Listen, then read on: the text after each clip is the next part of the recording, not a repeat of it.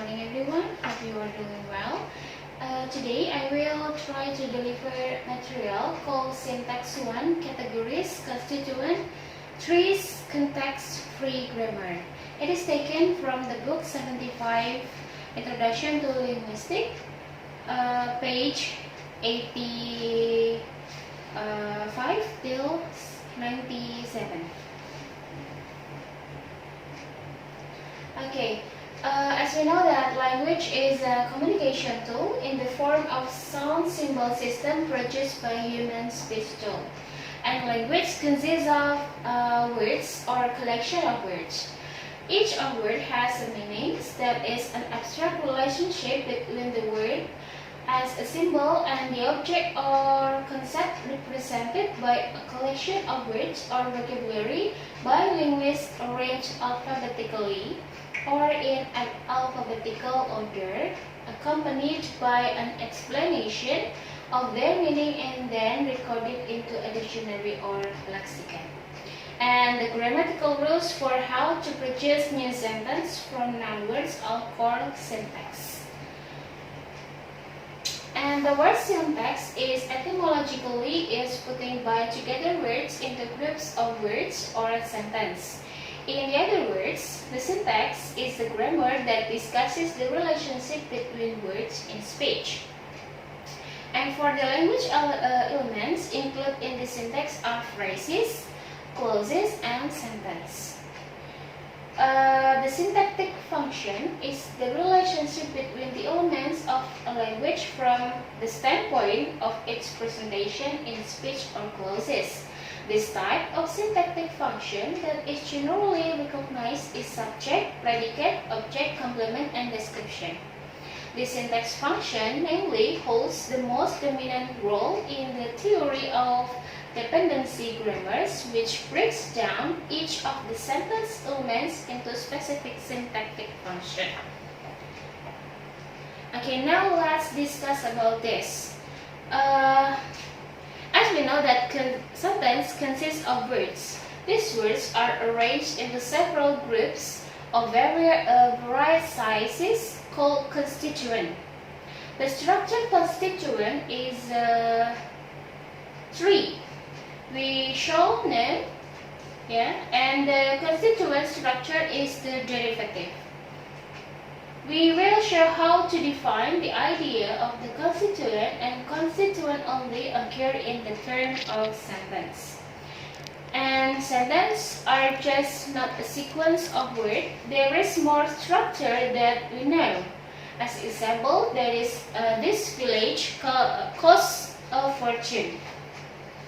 The words are ordered by their appearance or, if spoken, by their temporal arrangement.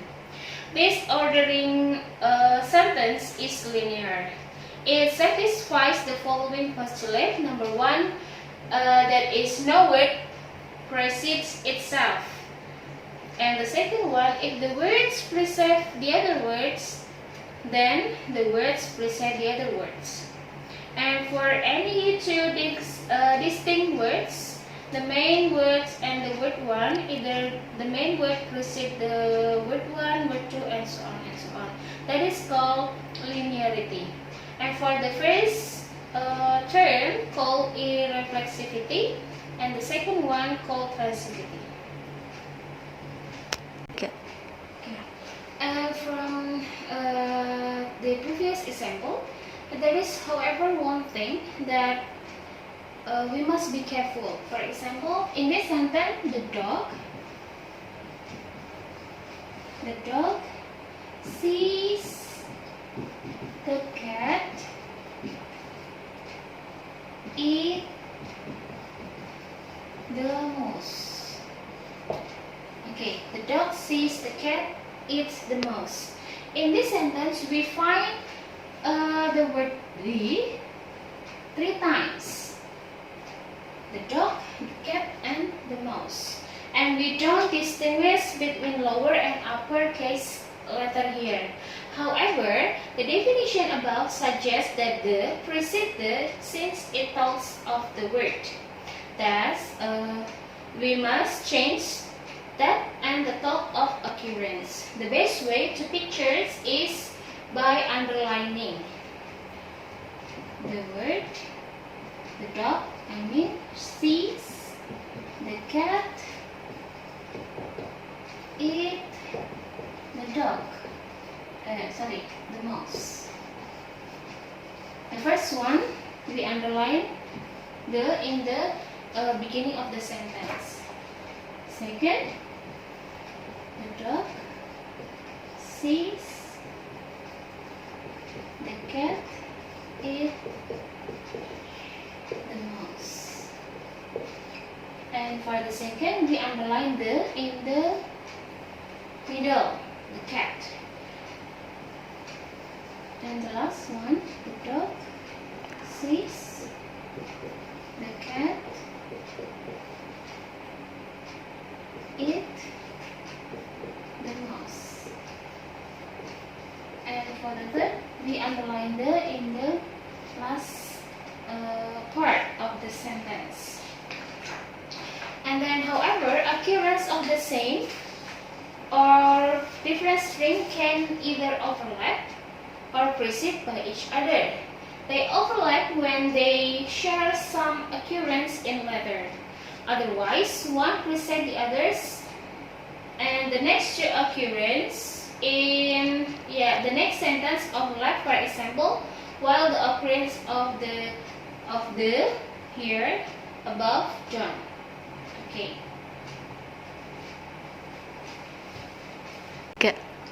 Okay, so for the next occurrence in this sentence overlap, for example, while the occurrence of in the previous sentence are joined. The dog sees, the cat eats, the mouse. Okay, and the dog sees, the cat eats, the mouse. Okay, so in this, the dog, can either overlap or precedes each other. The dog and dog sees. Okay, now back to this sentence. This villa costs fortune. Yeah, the words are ordered by their occurrence or if spoken by temporal arrangement, as I said before. Okay, now for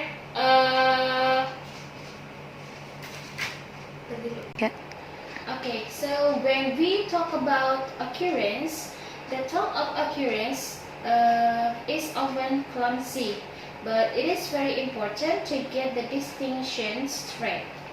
And the notationally simpler way is the following. We assign to the occurrence word some symbol or say a number. If we use number, we can even take advantages of their instant strict order. We simply count the occurrence from left to the right. Okay, now next move to the constituent. We claim that, for example, a virgin is a sequence or of different characters that occurs. Like in the previous sentence, this villa costs a fortune. One reason that it can be replaced by much without affecting grammatically.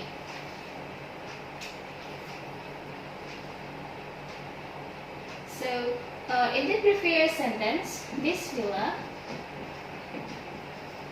costs a fortune. So here, fortune can be replaced by much. This villa costs much. Otherwise, we can say this villa by removing villa by this costs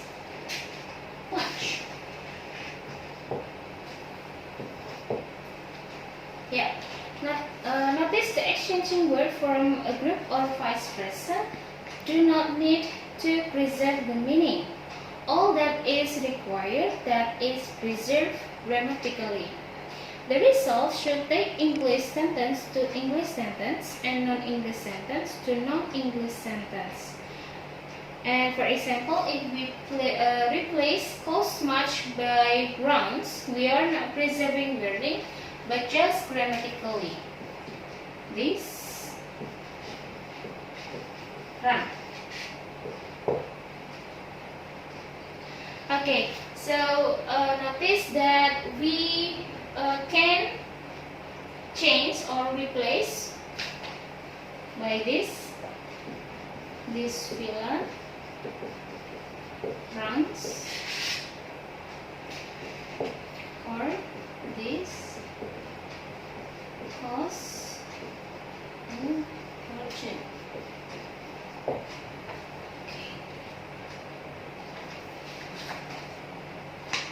Do you get the point, everyone?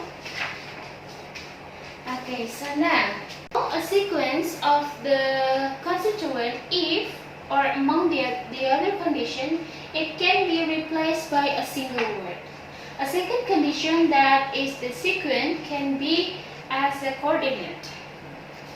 And for example, we can replace the fortune not only by a lot but also by a fortune and a lot. The latter construction is full coordinate because it involves the word and more precise version will follow. On the assumption that everything works as promised, the constituent of the sentence has the following constituent.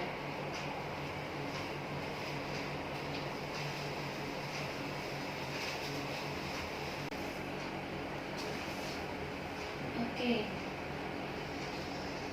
this villa costs a fortune. This villa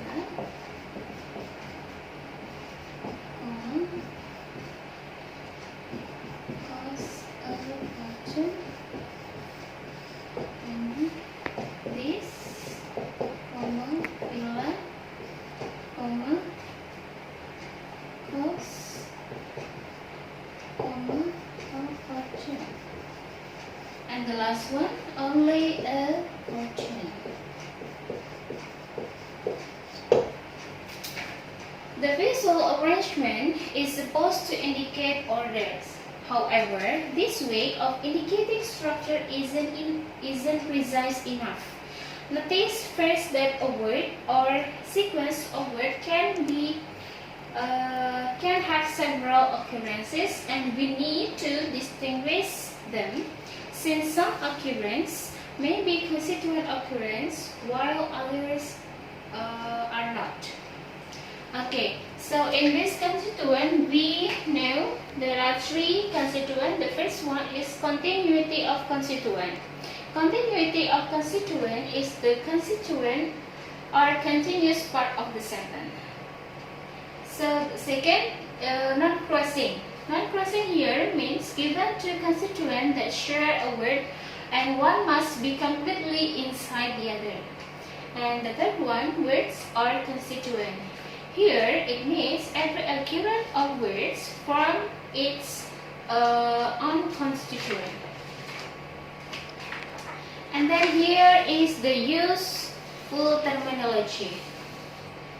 The constituent C is an immediate constituent of another constituent D.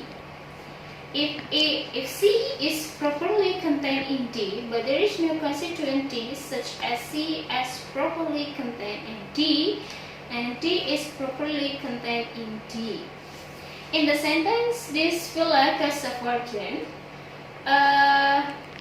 there is only two immediate subconstituents, this villa and cost a fortune. The latter has immediate constituent cost and a fortune. And it is not hard to see that it is enough to establish for its constituent its immediate constituent. And notice also that we can extend the notion of precedence to the constituent. Okay. Okay, so this coincidence opened the way for a few alternative representation. One is enclosing constituent in the bracket like this. This will cause fortune. And typically the brackets around single words are omitted thought. This given slightly more eligible to be like this. Okay, this pillar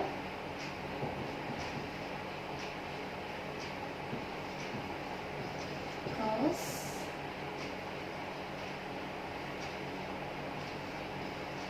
a fortune.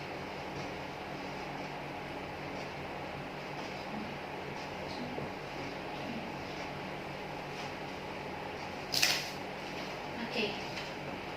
And another one is by draw a tree with each constituent represented by a node and drawing line like later I will draw the figure, the tree, and each node is connected by a line to its immediate subconstituent, and these lines go down. A line going up is consequently from a constituent to the constituent that is an immediate part of it.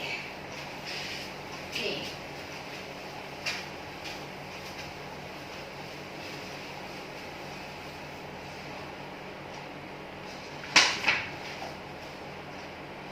And this is the tree, the unlabeled syntactic tree, number 1. Okay. And here is number 2.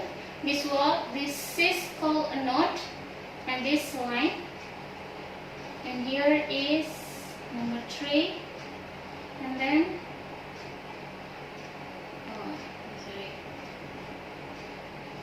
here and here, and also here.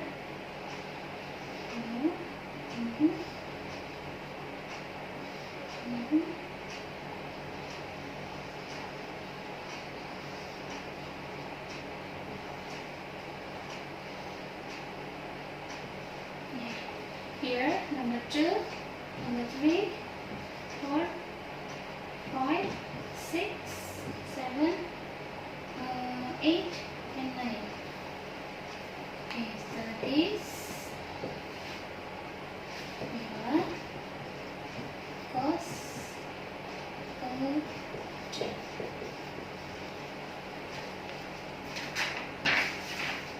Yeah, as I said before, that each node connecting by each other by a line, and then number 8 and number 9 are the immediate constituent of 7 and 6, and the 7 are immediate subconstituent of number 3, and so on. Follow that 6, 7 and 8 are subconstituent of 3, which is to say 3 consists of cause, a fortune. Okay. Okay, now we move to the other section, that is categories. The definition of a category is actually similar to that of a phoneme. Phonemes were devised to be substitution clauses up to meaning preservation. Here we define the clauses up to grammatically more or less, since we have the caveat about constituent occurrence, because we are dealing with the substitution of string for strings, not just of an item for another item. And a contact is a pair of strings, and we denote them in more visual way as follows. X, strings, Y. And the example of contacts is this, define a fortune.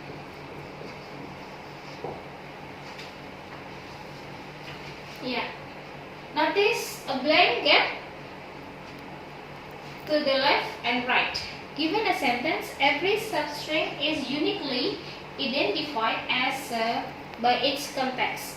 The part that precedes it and the part that follows it. The missing part in this sentence, this I call 137 sentence. The missing part in 137 is villa cost. So every substring can be denoted by its part, its left context and its right context. Substituting a substring by another is extracting the context, then putting back the replacing string. Replacing villa cost by Mrs. Gift. This Mrs. a fortune. Can be like this. Fortune. Okay.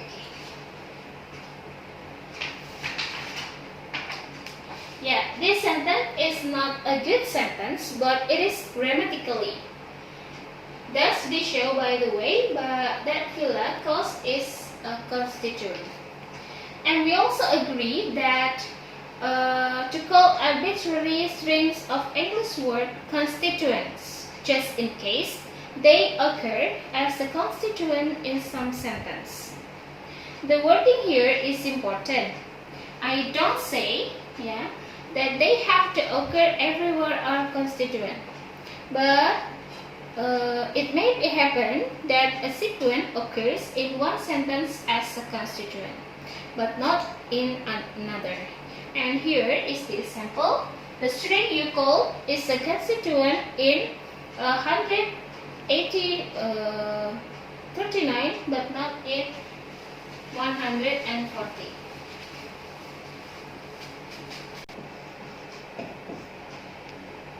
This is the man you called, and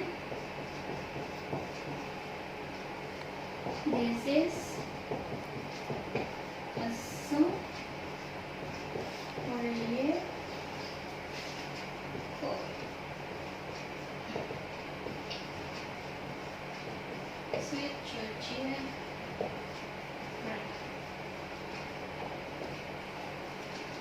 Yeah, to know that why, this is to try to substitute you call by you call and Mary like. So first of all, we need to talk about the sequence that occur as constituent. If they do, we call the occurrence a constituent occurrence. And now we are ready to make method a bit more precise. A string is a sequence of letter or sound. A string language is a set of strings. The set of the sentence English is an example.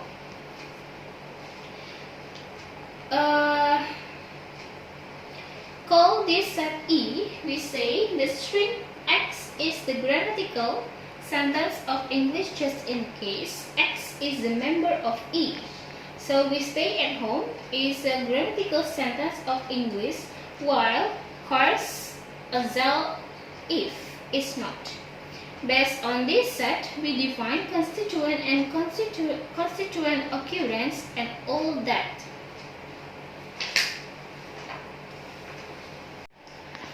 Okay, categories. The definition of a category is actually similar to that phoneme. Phonemes were defined to be substitution classes up to meaning preservation. Here, we define the classes up to grammatically P for more or less, since we have the caveat about constituent occurrence, because we are dealing with the substitution of strings for strings, not just of an item for another item. And now I give the example. The intransitive verb in the third personal singular form a category. like false, runs, and thoughts. By the definition, however, thoughts and thought are not members of the same categories. In the sentence letter, we cannot replace thought by thoughts. The result is simply ungrammatical. Yeah. Okay, so we cannot replace thoughts by thoughts by thoughts because there are two subjects here, two persons, Mary and Paul. And for the label syntactic tree, first is subject.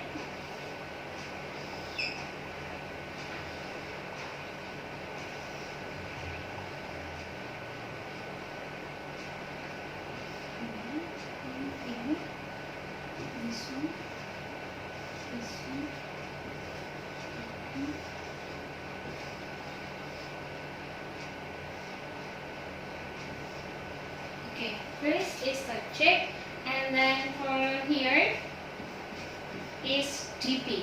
DP stands for determiner phrase, and here is determiner. This and this we label as NP or noun phrase. The noun phrase is villa. And the left side we label as VP or verb phrase, and it going down by V or verb. The verb is cause. The verb phrase also going down by the DP or determinant phrase, and it going down again by D and noun phrase. Determiner or and noun phrase. The determiner is a and noun phrase is person. And it seems that the number of categories of any given languages must be enormous, if not infinite. It is certainly true that the number of categories is large, but it has a highly regular structure which we shall unravel in part of English. And now we are talking about the context-free grammar. So for context-free grammar is a formal grammar which used to generate all possible strings in a given formal language. And for context-free grammar, G can be defined by four tuples as G equals V, T, P, S. And G stands for or describe about the grammar. T describe the valid set of the terminal symbols. V describe a valid set of non-terminal symbols. P describe a set of production rules, and S is the start of symbol. In CFG or context-free grammar, the start symbol is used to derive the strings. You can derive the strings by repeatedly replacing a non-terminal by the right-hand side of production until all non-terminal have been replaced by a terminal symbol. Okay, a context-free grammar consists of an alphabet A of terminal symbols, an alphabet N of non-terminal symbols, and non-terminal S equals N, and a set of context-free rule X, kemudian X where X equals N. Notice that the determiner phrase, verb phrase, verb, and so on are considered to be symbols, but they are not symbols of English. They are therefore non-terminal symbols. only non-terminal symbols may occur on the left of the row, but non-terminal symbols may occur on the right too. And the rule for the start symbol is the following. A string of terminal symbol is the sentence of the grammar if there is a derivation of it beginning with the start symbol. And the language generated by the grammar is the set of all sentences using only terminal symbols. Ideally, the grammar for English should generate exactly those sentences that are proper English. Those grammar are incredibly hard to write.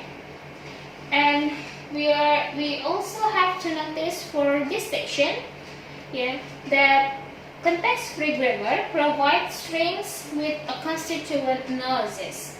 However, not every such analysis conforms to the definition of constituent.